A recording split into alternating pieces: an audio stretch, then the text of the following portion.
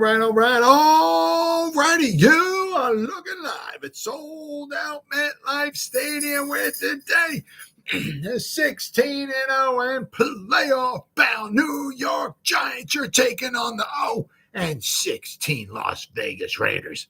And why are the Las Vegas Raiders 0-16? Because they suck.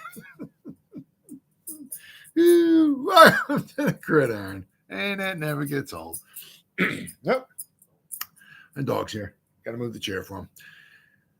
Anybody out there at all that's going to spend a little bit of time with me here this evening, I greatly appreciate it. Thank you. Or if anybody's going to spend any time watching the replay this, once again, thank you so much from the bottom of my heart. It means the world to me. I'm going to try to go about 30 minutes here tonight. Shoot my mouth off for about 30 minutes. The dog's not ready to come under the table yet, all right? Anybody got anything to say, please feel free. Fire away, throw in the chat box. Usually try to check on the chat box like every 5 or 10 minutes or so. So as soon as I see something in there, I try to respond to it as fast as I can. So please feel free. Fire away. But plus also, instead of me just, rambling on for half an hour, 45 minutes, or whatever it might wind up being, it's just nice to talk to another Giant fan. So please feel free to fire away. Before I get started, there he goes. Oh, I got to move the chair now. Hold on, Randy. Hold on. Let me move the chair. Okay, Randy's here. We can begin. It's freaking much. He waits for me to start talking, then he comes over.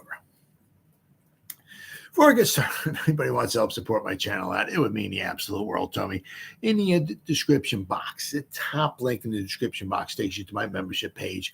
I got 3 different membership levels. The first one's called the Saquon. Second membership level I got is called the Lawrence Taylor. And the third membership level I got is called the Gridiron. Each one's got their own little perks to them. So if you want to help support my channel out, it would mean so much to me. And I thank you in advance. Thank you.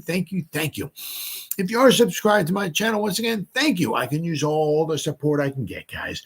But if not, please go down below, hit the subscribe button, hit that bell icon. That way, next time I go live or if I put a video out, you'll be notified. And it's free of charge. What do you got to lose, right? But if you are subscribed to my channel, once again, thank you.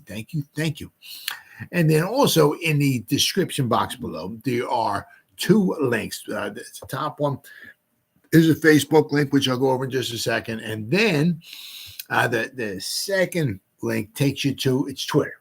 It's always been Twitter. It's Twitter now. It'll be Twitter tomorrow. It'll be Twitter 3 trillion years from now.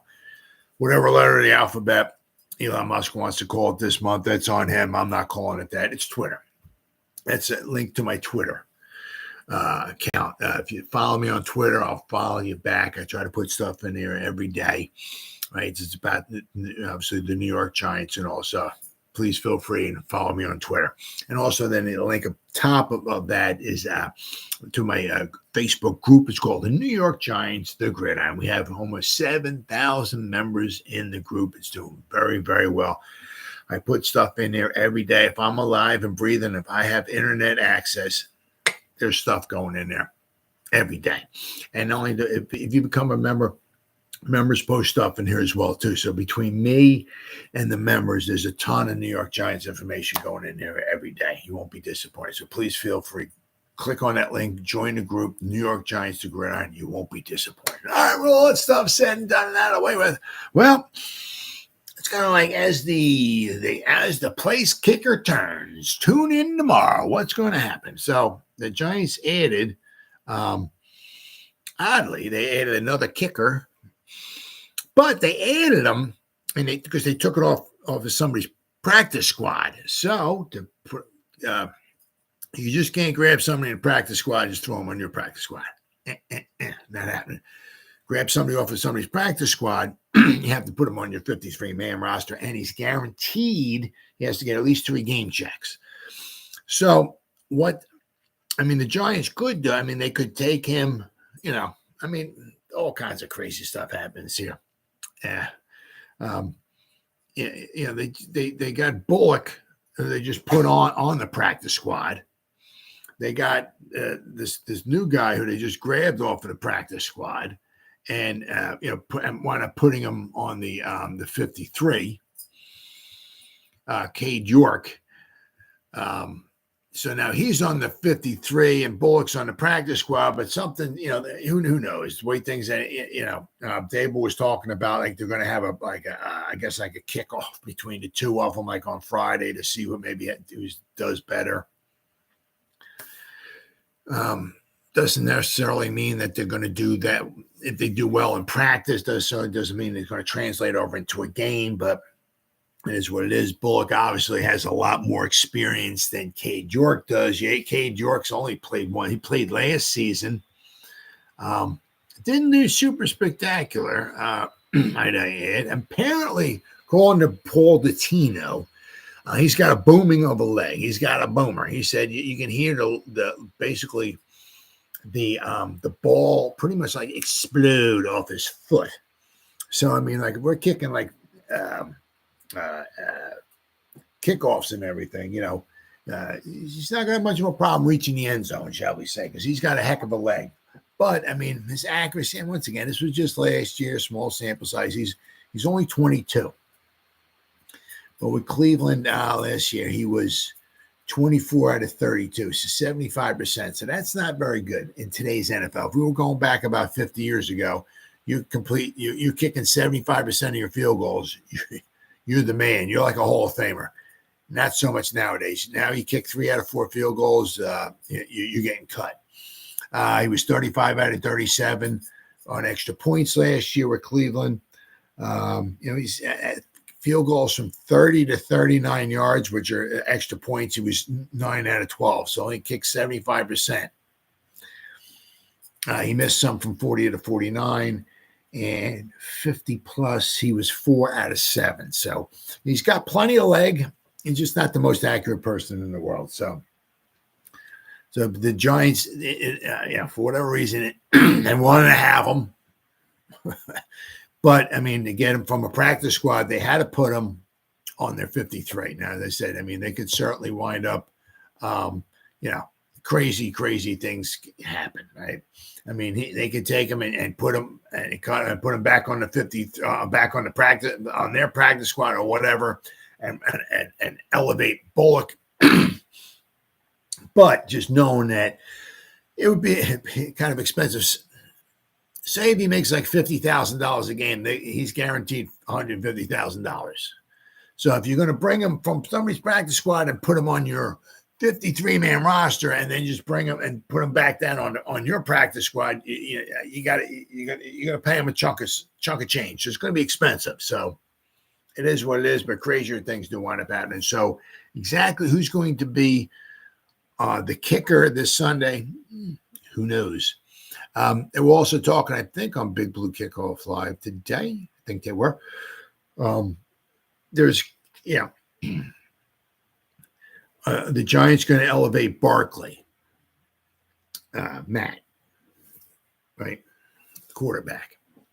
Or are they just going to go with Daniel Jones, who has been, banged up and injured, and Danny DeVito, always say Danny DeVito. Tommy DeVito, are they going to elevate Barkley too and have 3 quarterbacks?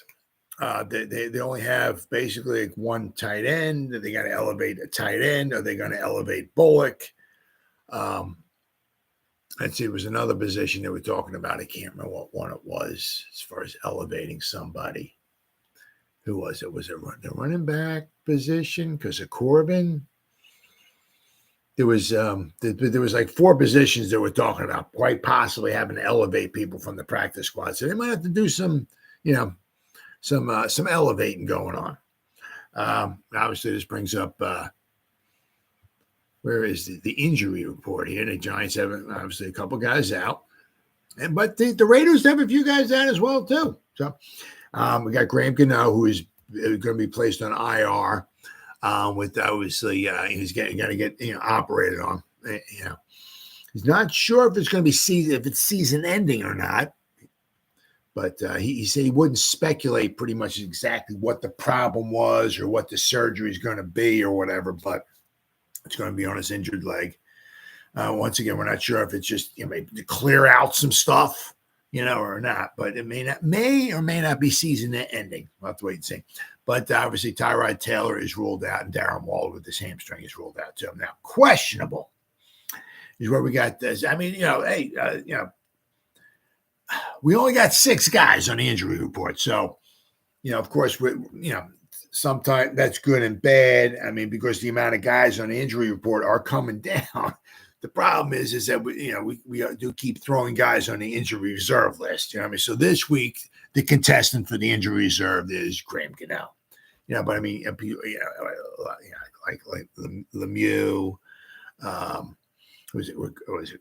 Gray, the other offensive, the lineman we had put on there, Graham Gano, Zudu, you know what I mean? So it's like we keep, so the injured list comes down, shrinking, but that's because we're putting guys on the injured reserve list. So, but the Raiders, they have, what do they got?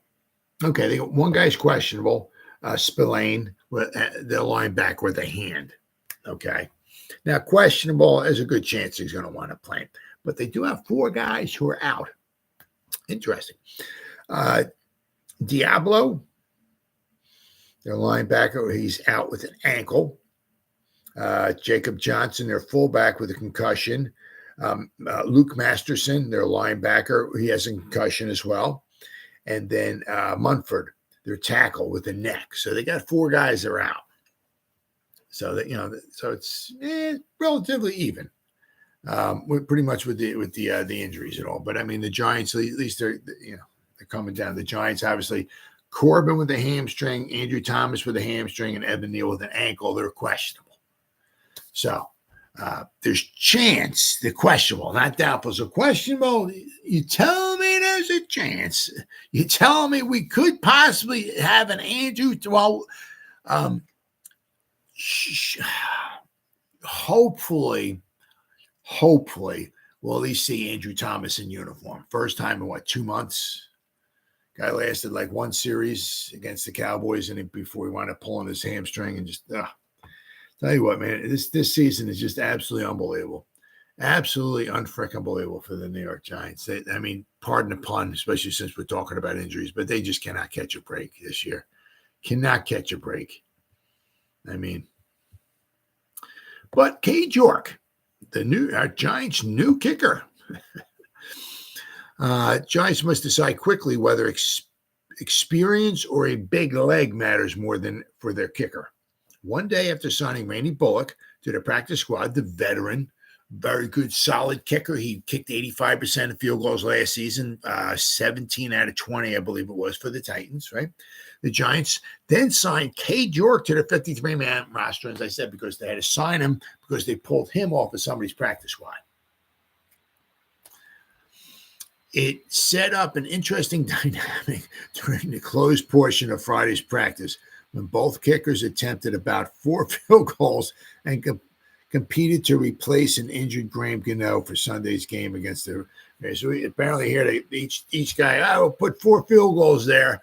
Whoever's the winner, that's who we're going to dress on Sunday. It seems that New York has the upper hand since he already has a spot on the active roster. He was poached from the Titans practice squad, York, right? And the Giants need a tight end and a gunner to fill their 2 permissible practice squad elevations. Oh, that's right. Olszewski's the other one they have to probably going to elevate as well, too. Right? Just coach's decision who plays, York said. And if it's my call, I'm going to go out there and do what I do. Confidence. That's what you like to hear. York was a 2022 4th-round pick of the Browns. The strong-legged York went 24 out of 32 on field goals as a rookie. He was cut after going 4 for 8 this preseason, including 0 for 2 on late-game kicks, which is not good. Not good at all. I was getting kind of quick to the ball, York said. I was kind of chasing something, a feeling that I had, and I kind of just took it too far. I was actually hitting really well in training camp. But, of course, once again, training camp and, actually live bullets are 2 totally different things. But when it came time for game, the tempo just got up and started missing to the ball to the right just a little bit. So, instead of a fluid, going up there and just going through the motions, nice and fluid and all and everything, it apparently seemed like he kind of maybe was rushing things a little bit. York said he is very confident after correcting his issues in Titans practice. So that's what you like to hear, confidence, which is huge. Kicker with no confidence, you can forget about it. Bullock, who was the Titans kicker for the previous 2 seasons, upping his career total to 138 games. Lots of experience. He beat out kickers Mason Crosby, Robbie Gould, Matthew Wright in a tryout Thursday to win a spot on the practice squad. I feel like I really performed well, Bullock said. It was good competition there, so to come out on top of that really felt good. I bet it did. I mean, God, Mason Crosby has been around since like 1870 something. I mean, he's been around for a long time. Robbie Gould's been seen around pretty much forever. Bullock was surprised to learn that York, who abandoned a round of golf on the 9th hole to join the Giants, was on his way too. I don't know, but it's a revolving door for all this stuff, Bullock said. You control what you can control and you prepare. That's what I've been able to do this as long as I have. Gano just made, a lot of it's,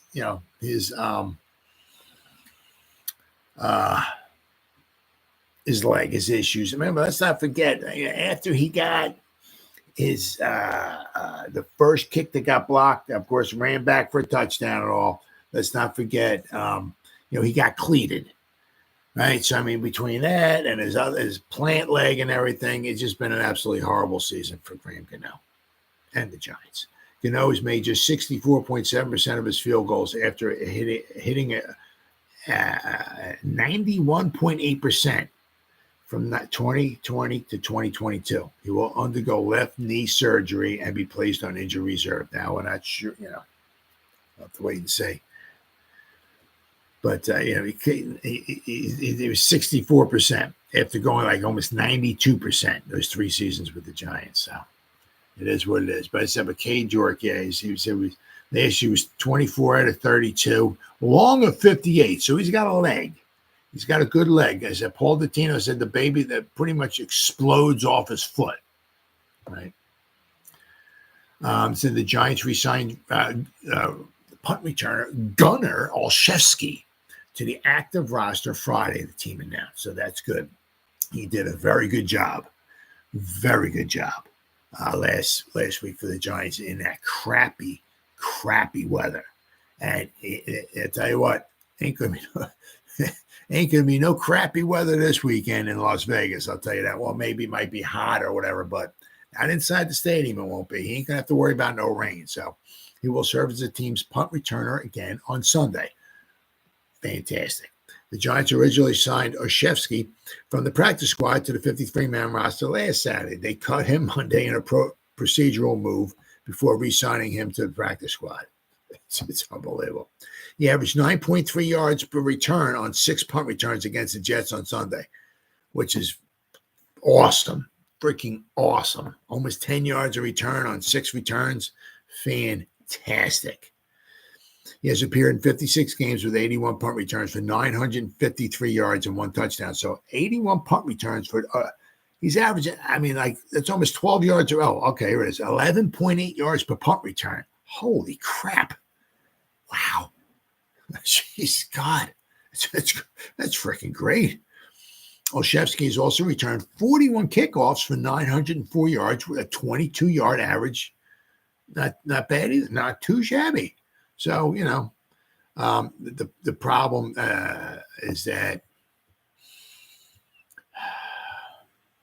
if he can't, Sydney, I need that Gunner was demoted to practice squad. I couldn't understand it. Became he played. Yeah, well, he brought him down. It's some of this stuff is just so weird. It's like he's on the ride, 53. The game's over. They put him on the practice squad. They get him off the practice squad. The next day they bring him back from the. It's like, because just because they let him off the practice squad doesn't mean he won't be coming back. But I'll tell you what, man, what the frick? I'm so freaking stupid. Oh, hold on. I had it here somewhere. I mean, what he averaged, was it 9.3 yards on 6 punt returns in that crappy weather. Very good. But also it says here he's averaged 11.8 yards per punt return in his career. Wow. Almost 12 yards a punt return. Wow. And he's not, he's not somebody that catches it and you give him a crease or something and he's gone. And he has like 3 punt returns for touchdowns. He has like a 98-yarder, a 76-yarder, an 82-yarder. That's why his punt return numbers are elevated. No, he has 1 for a touchdown. So, but he just seems like he's very, very good. He gets it, makes that good decision. Whatever it is, whichever way he wants to go with it or whatever, and he goes. He's not like a Devin Hester or something like that who can take it all away. But that's fantastic. The problem is that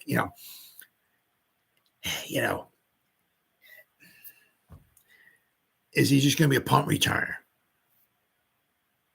Is that all he does? Does he do anything else on special teams? Can he be a gunner? Can he be, is he just a punt returner? Which obviously is saying something because the Giants have been absolutely horrible this year as far as punt. It's not even so much getting returned. I'm talking about just catching the ball. How many times you see the ball coming and the guy's like, Gray or somebody or Shepard's going through his hands or Gray's like diving for the ball and stuff like that. It's like, we can't even get somebody to catch the ball. Holy cow. We could certainly have something here, but does he offer anything else? I don't know if he's going to be could be possibly a wide receiver, or as I said, does he bring anything else to the table? Because unfortunately, I don't know. It really stink. Have somebody be that good at returning punts, and we can't, sometimes we may not be able to have them need them on the roster. If we have like other holes, like this week, we might have to have 3 quarterbacks. Do you want to have Daniel Jones, who could be one little hit away, from getting knocked out? And then we got Tommy DeVito. I got Danny DeVito on the mind. He did a great job. And that crappy weather, too. The rain and the wind. Wow. Could you imagine like Sterling Shepard or Gray trying to catch in that rain? I'm in South Jersey, and it didn't rain at all here. It must have been a nasty storm up there or something. Don't get me wrong. I'm over an hour away from where the Giants play at, but it didn't rain down here at all. Gray was, it almost seemed like with Gray was kind of like, well, we drafted him. He's a 5th-round pick. We got to find something for him to do. Hey, you want to return? You want to return punts? Sure, coach. I'll return.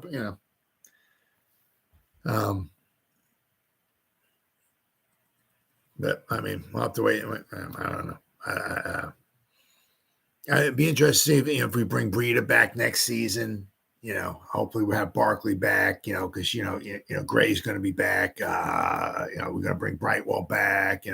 That's going to be interesting to see. But it almost seemed like it was kind of like, we drafted Gray. We want to have him on the 53. So let's find something for him to do. So let's see if he can be a punt returner. He just never really looked comfortable back there, as a punt returner. Never. You can certainly work on the craft, but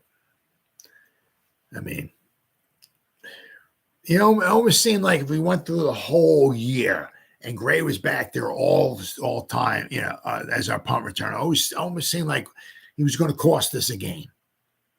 Somewhere along the line, he was going to muff a punt or something like that or whatever. And it's going to might have possibly cost us a game. We need to try and bring Gunner into the Gray look. Oh, possibly scared, yeah. Yeah, but I see Gunner. Is that it? Nope, there it is. Nothing to click on here, is there? Nah. This I didn't look to see. I'm not Trying to see if he has, what else does he have? Let's see here. Okay, here we go. Pro Football Reference. What does the gunner have here? Nothing. Jeez, is that it? Really? Wow. Well, the only thing he has is kick and punt returns. That's all he has. Nothing. Nothing I can see. Let's see here. He's played in 56 games. He played 37 for New England, 18 games for Pittsburgh, and 1 for the Giants. So it's 55, 56 games. I started in 4 games. I don't. He started in 2 games for New England. Now, I mean, I don't. Oh, okay. Wide receiver. No. It doesn't. I don't see anything at all for like receptions. Right? No, everything I see is just punt returns and kickoff returns. That's all I see. I don't see anything for receptions. So I mean, I don't. I mean, you kind of figure if the guy can catch a punt, you figure, right? And you figure also that if it makes some guys miss. Don't you think if you got him the ball, maybe you can try to make some guys miss? But it's just the problem is that, the way it is nowadays, sometimes he can return kickoffs and punts. But, I mean, do you want to have somebody? It's hard. It's like the guy's pretty good. But do we want to just have a roster spot for a guy who just returned punts, It's kind of, But then again, it's like, who else are we going to put? Sterling Shepard back there? It's like,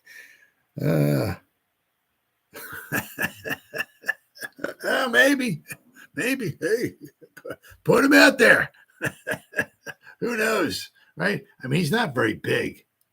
What's it say he is here? Wait, 6 foot 100. Nah, all right, that's not bad. Nah, for a punt return, that's not bad. 6 foot 190. What the heck college is that?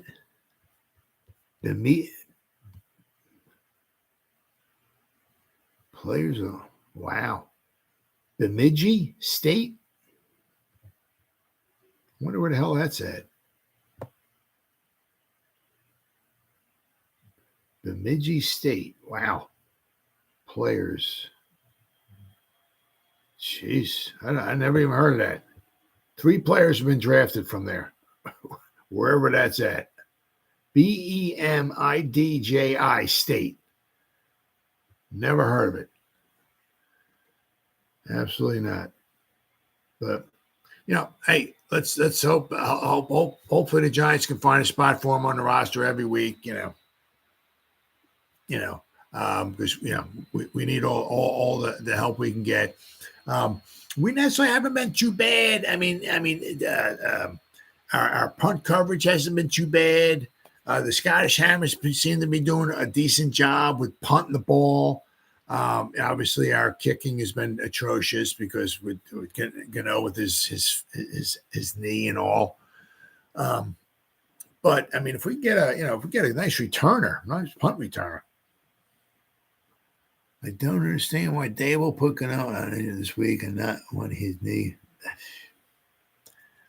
I know it's horrible, man. It's like he made, I forgot he made a field goal. I forgot how far it was, but he made an extra point too, which is an extra point is, that's over 30 yards, right? So you try to kick a 35-yard field goal. Just, I don't know. Because if he could have made the field goal, it really would have almost put the nail in the coffin in that game right there. If he would have made a field goal, could have made the field goal. It would have been 13-7. They would have had 24 seconds left. They would have had to go the whole length for a touchdown, right? But But well, that leads me to this other one here. As far as when the Giants got screwed, they got this, and it shows it in the pictures here too. The Giants, think they got the refs screwed them over, right? Jets say the Jets lined up illegally on a missed Graham Gano field goal. Now, if you can see, they show a picture from the end zone, right?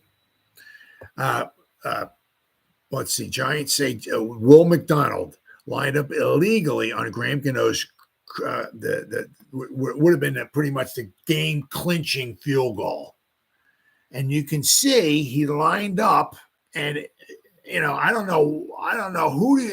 I mean, they got refs in there to look at this and look at that. I mean, isn't there a ref there that's supposed to look at this stuff? And I'm not saying stand on the line, but I mean, if you're back, I mean, you could see. I mean, there's a picture here. The guy's lined up like half of his shoulder is lined up on Casey Kreider's shoulder. It says Thomas McGay said the Jets rookie Will McDonald lined up illegally on the play over center. It is. With the down and distance of 4th and 1, the penalty would have given the Giants a first down. Then old Tommy DeVito would have had to go out there, and they would have gave him a first down. And all he had to do was kneel on the ball. The game would have been over. The Giants would have won. Says you can't cover the center, and he was covering the center. And you see this picture. He's not dead over, but his shoulder is covering Casey. It looks like some of it might be even over by where his head is at. You cannot cover the center. You can't. If you align inside the framework of the center, which he is, that's illegal formation. You can't do that. So you have to be completely outside of the framework of the center, and that guy was not.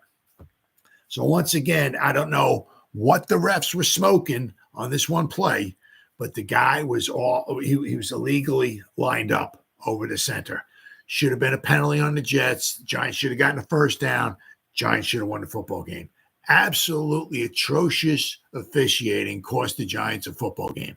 Absolutely atrocious. And it's so important because when all these games come down to a final kick here or so many games get decided by one score or less, one screwed up call like this cost the Giants. So instead of the Giants being 3-5, now they're 2-6. And that's a huge difference. Absolutely huge difference. It says reporters had intimated that McDonald's jumping over the line was the issue. McGahee said that was legal. He said the place where he lined up was not. He said he jumped up over the line, which is, as long as you don't touch anybody or anything like that, that's legal. But McGahee was saying that where he lined up at in his formation, that was illegal. You can jump over the line of scrimmage. Yeah, you can jump, he said. You just can't use anybody to leverage or gain an advantage in height. But you can jump from one side of the line of scrimmage and not touch anybody and land on the other side. That's perfectly legal. But if you line up within the framework of the shoulders of the center, it's an illegal formation by the defense. And it's not even question. He's lined up illegally, without question. And then, of course, they asked if they heard anything from the league regarding the play, and Giants head coach Brian Daboll simply said, "I'll keep that private." So Giants Wire said, yeah, in other words, yes, they have heard back. So the Giants lost another game to an official's error. That's the story of the Giants 2023 season. So, I mean, you figure, the one against with Buffalo. Up Jersey guys. Yeah, the Sky Judge. Yeah, they were also talking about that today, maybe pass interference, have somebody stand in the end zone or something. Because after a while, you can have 300 refs on the field, but after a while, it's like bumper cars out there. The receiver's going to catch the ball, he's going to turn around, he's going to bump into a receiver, and he's going to fall over another, referee, and he's going to bump into another. You got 3,000 refs out there, but you can't have, But they were talking also about that too, like maybe having somebody back in the end zone or something like that, out of the field of play or whatever. Keeping an eye on pass interference or something. Sure, but I mean, who isn't somebody supposed to be specifically looking for stuff like this? I mean, there was 800 refs out there. Everyone's got certain things they're supposed to be looking at. Well, who's the one that's supposed to be looking at the guy illegally lined up? Right? Somebody is, and it should be on every play. It's not like, well, when they kick a field goal, all right, 1 out of every 5 times there's a field goal, okay, what your job is to do is to see if somebody's lined up over the center. The other 4 times, 4 out of 5, don't even worry about it. Don't even worry about it. It is what it is. The team gets screwed and they lose the game because of, but make sure 1 out of 5 times you actually look to see, make sure nobody's lined up illegally over this. I mean, that should, somebody's, one of those refs, officials, or whatever, that's supposed to be one of their jobs on that is looking, is somebody lined up? It doesn't take a rocket scientist because there's the centers here, and then everybody else is somebody's supposed to be lined up over here, and then the other one's supposed to be lined up over here. The defensive player here, and if there's a defensive player lined up like here, that's no good. Anybody can see, even Ray Charles could see that. Stevie Wonder could see that. If somebody's lined up over the center like that, like was on that play, that's a penalty. One of those refs, umpires, or whatever, that specifically, one of them, their job on that has to be. And what are they? I mean, are you kidding me? Unbelievable. On kicks, it is to protect the long. Yeah. Oh yeah. Oh yeah. I mean, like, man, you go back like however. I mean, before they put that rule in. I mean, oh geez, the long snapper's looking down there, snapping the ball, and before he gets his head up, he's got some guys like shoving him right up the middle. They push up the middle, try to go in there and block it. But I mean, now it's definitely to help because he's very vulnerable. And they're trying to cut down on injuries. I'm all for that. Absolutely, I'm all for that. So obviously a lot of these rules, take that stuff into account. But I mean, there's got to be one of those refs or umpires, specifically has to be looking for something like that. And it's unbelievable. Oh yeah. Well, I mean, it's just so many things just went wrong. It just like so many things went wrong. Just for the wind up losing the football game. It just, I mean, it was like the perfect storm, basically, just to lose that. I mean, you figure also, I mean, the Jets had to go, whatever it was, what they got, a 29-yarder and a 29-yarder or something like that back to back. I mean, that's like the most, I mean, they only had a couple hundred yards the whole game. And they get like the back to back on two consecutive plays. The Kayvon Thibodeau jumping offside, apparently. I think it seemed like maybe he kind of moved with the ball, but you can see, as they snaps the ball, you can see the ref throws the flag goes flying up in the air. So that stops the clock. If the clock keeps running, right, another second runs off the clock. So after they complete that second pass, they can't run up and spike the ball with 1 second left because the clock would have ran out. So because Thibodeau tried to get a jump, and he got flagged for being offside, they stopped the clock. That screwed the Giants. All we needed was 1 more second to come off the clock. Game would have been over. 1 second. That's all we would have needed. It was just unbelievable. Absolutely unbelievable. Let's see here. Did you hear the guy who had season tickets for 50 years? He's not renewing. Wow. Wow, really? Ooh. I hope we do it to the Raiders. We're way worse than us. Well, the one thing with I always a little worried about is that, they got some issues there, that's for sure. But I mean, it seems like if it's like a good breath of fresh air or something, it just could like fire up the troops. And Antonio Pierce are going to have them fired up and ready to go. Now, is he going to be great coaching material? Who knows? Who knows? But I mean, sometimes you got to like what happened with Jeff Saturday last year.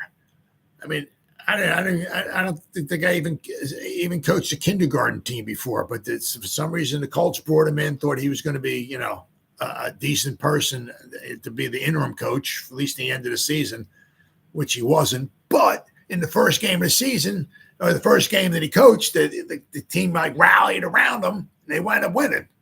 Could be the same, hopefully not the same thing here, but Antonio Pierce is going to have them all fired up,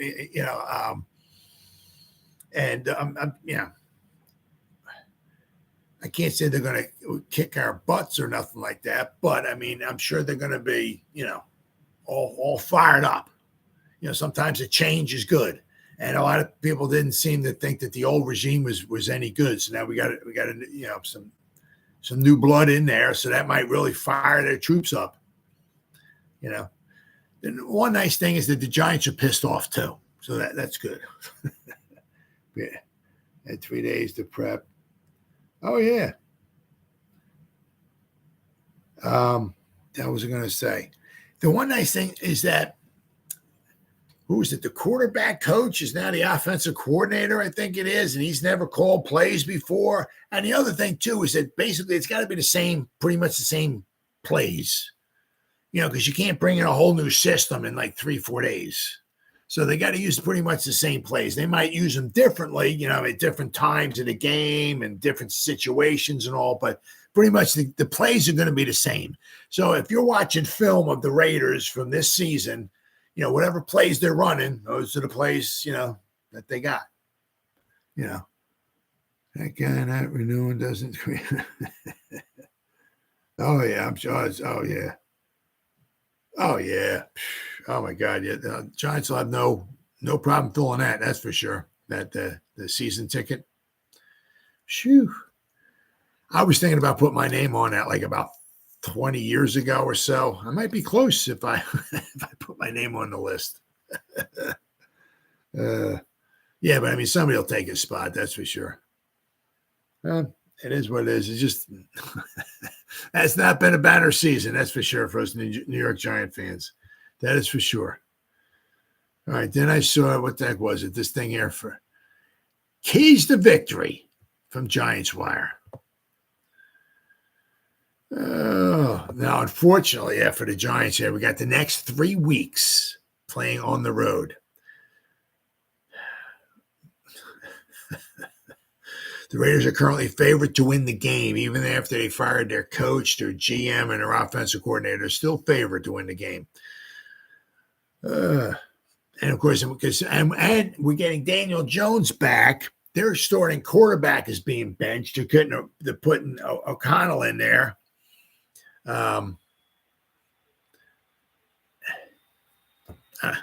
We're still underdogs. But let's see here. It says here's 6 keys to victory for the New York Giants. You got to protect Daniel Jones. Now, hopefully maybe we'll get Andrew Thomas back. We'll have to wait and see. But Giants quarterback situation is shaky at best. It's going to be interesting to see, because we got Barkley on the practice squad. Do they want to elevate him? Because they want to have, if Daniel Jones gets injured and Tommy DeVito is the only guy you got left on the 53 during the game, it's like, oh. So it'd be interesting to see if they're going to elevate Barkley at all. Of course, because Tyrod Taylor left the game with an injury, bringing in Tommy DeVito, a rookie out of Illinois with 0 experience. If the Giants want a shot at winning any game in the future, they must protect the quarterback. Yep. And Saquon's got to be the man. You got to make him the focal attention. Absolutely. Especially because the Raiders' run defense is not very good. Not very good at all. And their run offense is not, even with Jacobs in there, has not been very good at all. They're averaging, I think, 3.1 yards per carry. Whew. Darren Waller has been the top target, but he won't be in there. So Jones definitely needs to find a new target, but Saquon is going to play a bigger role this week. Keeping the ball on the ground against the second worst rush defense in the league will go a long way toward a win. Absolutely. Then they have here clock management. There are a couple of parts to clock management. It's not just about timeouts called. It's about the plays that are called. It's about not leaving 24 seconds on the clock and allowing a team to go down the field and tie the game. The coaching staff and the players all know where they stand with the clock. Other parts of clock management include turnovers and penalties. Both of these result in the clock stopping. Yep. So it is imperative to play a clean game and keep possession of the ball. And they got pressure. Now, absolutely on the rookie quarterback. Oh yeah, absolutely. I think it's his third game. I think he played in one game. He started another one. This will be his third game he'll be in his career. Since the Raiders underwent a bit of an upheaval this week, not only did they fire their coach, but they benched Jimmy G in favor of Aiden O'Connell, a rookie from Purdue. The defensive line must get pressure on him early and often. But the problem that, of course, we just traded Leo the Lion away. Obviously Azeez Ojulari won't be there. So the sexy Dexy's got to get some good pressure up the middle. Kayvon's got to do what he does off the edge. And they got and Wink's got to send some pressure. He's got to have the rookie going like, oh my God, who's coming, who's staying, right? And he gets the ball, and we got to have guys flying at him from all over the place. Get pressure on him, get him throwing, bad passes, bad decisions. Hopefully, lead to turnovers for us. Since the defensive line must get pressure on him early and often, his inexperience plays a factor, putting pressure on him and forcing him to make faster decisions, which leads to mistakes. An example, interceptions, right? Mistakes lead to Giants getting the ball back. Clock management, creating turnovers, keeping possession, all these happen when mistakes are made. Get pressure on O'Connell. Contain the run. Now they can't let Jacobs beat them. I mean, especially because they've done so poorly running the ball so far this season. Josh Jacobs is by far the Raiders' leading rusher, and it's not even close. Nearly 400 yards separates him from the next guy, which is Trey Tucker. The Raiders will want to rely on Jacobs with their young quarterback at the helm, which is true. Yep. So it's important to contain Jacobs as much as possible, like what they did with Breece Hall last week in the running game. They kind of let Breece Hall do his thing on one pass play. And we have to make sure we tackle on every freaking play. Here it says, stay focused on, of course, Davante Adams. The entire team must remain focused during the game, and it is no way a gimme. The coaches must remain focused as well. Stick to the game plan as much as possible, but allow for adjustments when the Raiders show you something different. They're a pass-heavy team this season, but that may change under new management. Stay focused on what the team is showing you and be ready for looks they haven't shown before this week. The Giants had the personnel and talent to win this game, but they had to stay focused and play a clean game in order to accomplish that goal. And also, as I said, don't let Davante Adams beat you, right? I mean, they got a lot of other guys, that can do some damage. But they got, don't let Davante Adams be a one-man wrecking crew. Oh, what do we got here? Clock management. Oh, it's been terrible. Oh, yeah, absolutely horrible. I mean, we even had some bad. I mean, with Joe Judge, we had some bad. Oh, my. Man, and it shows. It really shows. You know what I mean? It's. Let's see. I bet we get 3 turnovers, 2 picks, and 1 forced fumble. I mean, that's quite possible. As I said, especially, Wink's foaming at me.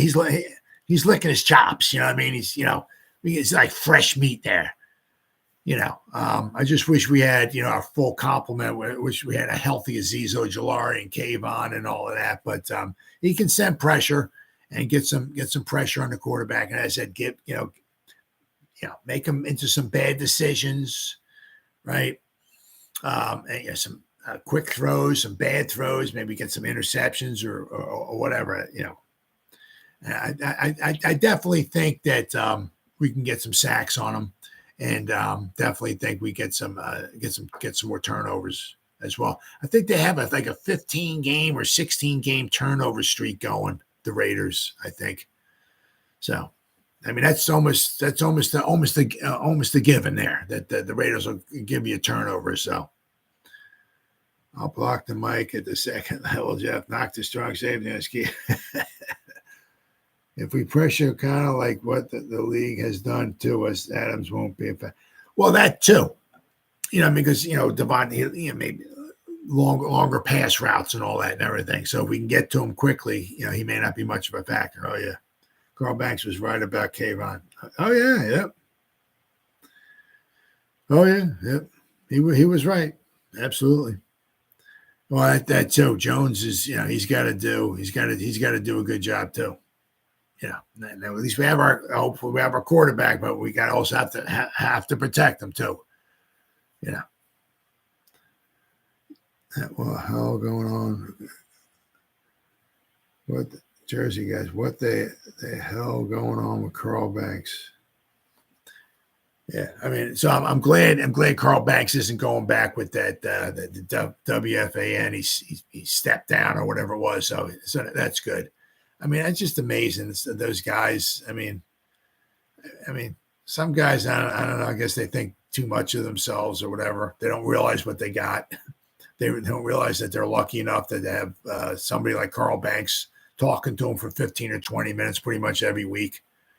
You know how lucky you are to have that, right? You know how lucky I'd be to Carl Banks calls me or whatever. I do a weekly thing with him for every half an hour every week. You know how cool that would be? Man. I mean, I couldn't even imagine that. I couldn't even if Carl Banks was yelling at me, right? I couldn't imagine just hanging up on him. I couldn't fathom that. No. I mean that's so stupid. Really, so stupid. It's unbelievable. Look over John. Yeah, I mean it's just simply amazing. The one guy, I think Licata, whatever his name is. He instructed his one guy hang up on him. What a moron. What an absolute moron. All right, guys, it's been 52 minutes. We'll be back again tomorrow. We'll wrap this up. We'll do a preview, and I'll put my prediction out there again.